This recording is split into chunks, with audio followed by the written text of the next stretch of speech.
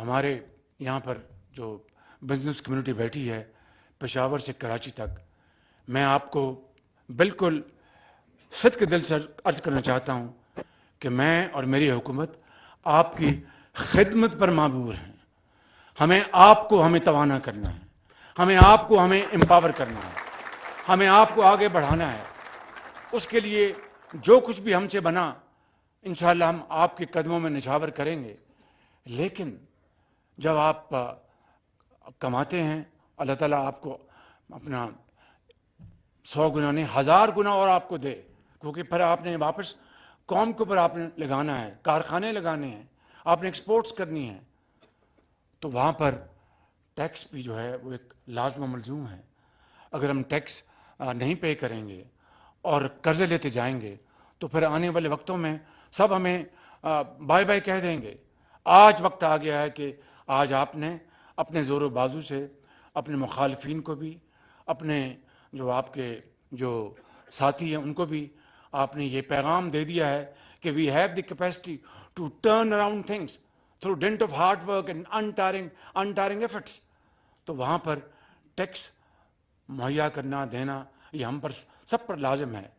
आपने सुना कि वो विंडफॉल टैक्स और यानी सालों से उसके ऊपर स्टे ऑर्डर चल रहे हैं, सालों से।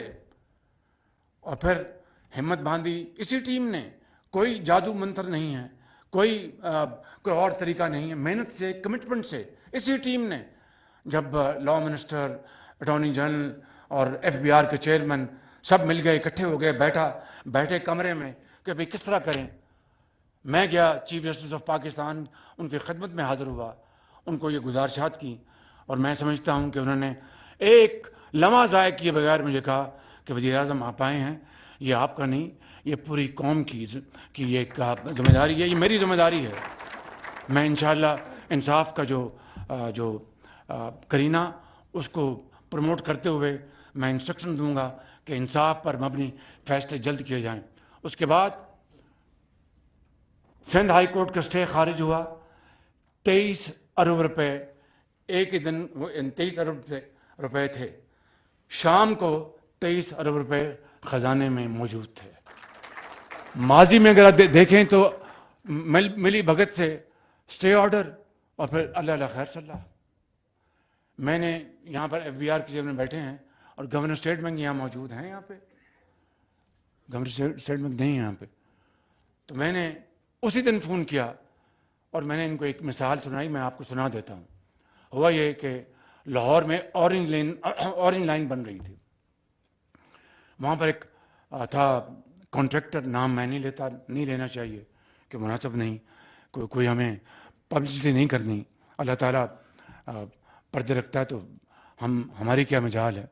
उसने शालामार के पास जो ऑरेंज लाइन की सिविल कंस्ट्रक्शन थी, वहाँ पर मैसिव जो थे उसके पैरामीटर्स उसको फ्लाउट कर रहा था और बजरी, सीमेंट या ससरिया कम डाल रहा था। मुझे पता लग गया, मुझे खुफिया एजेंसी ने बताया, मैं वहाँ पर पहुँच गया। ये आतिमा मेरे साथ थी, DG LDA थे उस वक़्त। तो मैं वहाँ पर गया तो पकड़ा मौके के ऊपर। तो जो हमारा कौमी जो कंसल्टेंट है, मैं नाम नहीं लेता, वो और वो दोनों मिलके वो एक फाश गलती कर रहे थे। अगर खुदा न खास्ता वो ना पकड़ा जाता तो कौम को कोई हादसा पेश आता तो मैं ना दुनिया में ना अगले जहान में कोई मुंह दिखाने के काबिल रहता। किस्सा को होता फास्ट फॉरवर्ड। हमने उसको ब्लैक लिस्ट किया। बाद में आने वाले हुकूमतों ने उनको क्या किया, मैं नहीं उसमें जाता। उनकी जो डिपॉजिट मनी थी 90 करोड़ रुपया, वो पड़ी थी बैंक में। और मैंने फौरी तौर पर आज चीमा को कहा कि उनकी डिपॉजिट मनी का पता कराओ। पता कराया तो वो 1.5 या 2 दिन बाकी रह गए थे। उस वक़्त गवर्नर स्टेट बैंक बाहर गए हुए थे, डिप्टी गवर्नर थे सईद चमन। तो आज चीमा उनसे बात कर रहे थे। ये वाक़या सुनाना खुद नुमाई नहीं, बाखुदा सिर्फ करीब से मिसाल पेश करना चाहता हूँ कि किस तरह चीज़ें अल्लाह ताला टर्न कर देता है जब नीयत नेक हो। तो मैंने उनको फ़ोन किया, इन्होंने फ़ोन किया, उनका चेज करते हैं। लाजमन वो बैंक और जो कॉन्ट्रैक्टर मिले हुए थे कि यार ये एक दिन गुजार दो वरना 90 करोड़ चला जाएगा। जब आखिरी दिन था तो मैंने सईद चमन को सुबह 10 या 10:30 बजे फ़ोन किया। मैंने कहा डिप्टी गवर्नर साहब, मुझे पता है कि आप हमारे बड़े कमिटेड साथी हैं, अगर आपने 12 बजे तक ये पैसा पंजाब के ख़जाने में जमा ना कराया तो वज़ीर-ए-आज़म नवाज शरीफ साहब कह के मैं आपकी छुट्टी करा दूंगा। बिल्कुल 12 बजे नहीं, 11 बजे पैसा आ गया बिल्कुल। तो मैं ये कहता हूँ कि ये वो तरीके हैं। यही बात मैंने राशिद लंगड़ियाल साहब की खिदमत में पेश की और गवर्नर ने कहा कि मिसाल सुनाई उनकी, और कुछ नहीं मैंने कहा। शाम को पैसा आ गया, शाम को पैसा खजाने में आ गया। और अब लाहौर हाई कोर्ट से भी उसी किस्म का स्टे खारिज हुआ है। वो 11.5 अरब रुपए था, किसी को कुछ कहने की ज़रूरत नहीं थी, वो पैसा खजाने में आ गया। तो मैं ये कहता हूँ कि इस तरह की, और हम जो ट्रिब्यूनल्स के जो मेंबर्स हैं उनको मुकम्मल तौर पर बदल दिया, मार्केट से लोग लेके आए हैं, ट्रांसपेरेंट तरीके से हेड एंडिंग की उनकी।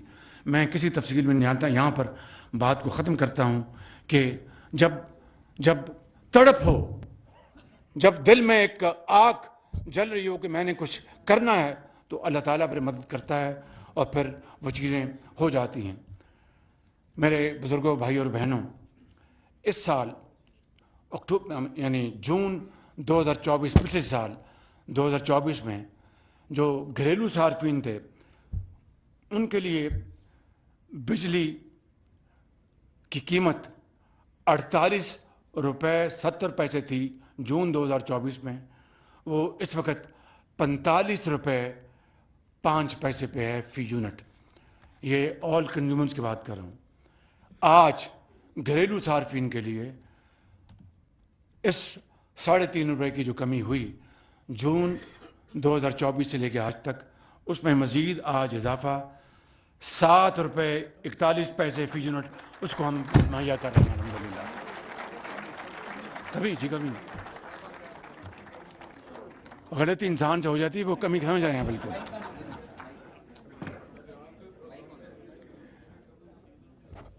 भाई माइक पर ही रखो, टूट ना जाए कहीं। तो उसमें आज मज़ीद 7 रुपये 41 पैसे फी यूनिट कमी हम उसका ऐलान कर रहे हैं। और ये तमाम सार्फिन को अब बिजली औसतन 34 रुपये 37 फी यूनिट फराहम की जाएगी इंशाअल्लाह। इसी तरीके से जून 2024 में सनतों के लिए फी यूनिट बिजली की कीमत 58 रुपये 50 पैसे थी। जून 2024 में सनतों के लिए बिजली की कीमत पर यूनिट 58 रुपये 50 पैसे थी, जो बाद के महीनों में हमारी सबके मुश्तरका काविशों से अब तक 48 रुपये 19 पैसे हो चुकी है। यानी जून 2024 से अब तक उसमें 10 रुपये 30 पैसे की कमी लाई जा चुकी है। आज अल्हम्दुलिल्लाह अल्लाह ताला के फज़ल व करम से और आप सबकी दुआओं, मेहनत और स्टार टीम की मेहनत की बदौलत आज उसमें मज़ीद 7 रुपये 59 पैसों की कमी का ऐलान कर रहा हूँ।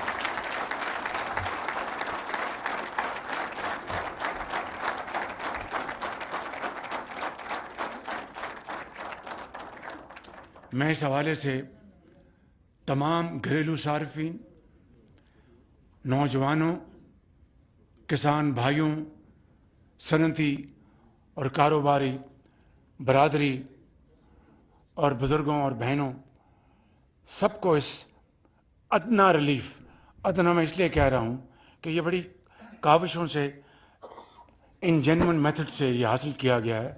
जो आगे जो रिफॉर्म्स और स्ट्रक्चरल चेंजेस करनी है उसकी तरफ मैं अभी 1 मिनट में आ रहा हूँ।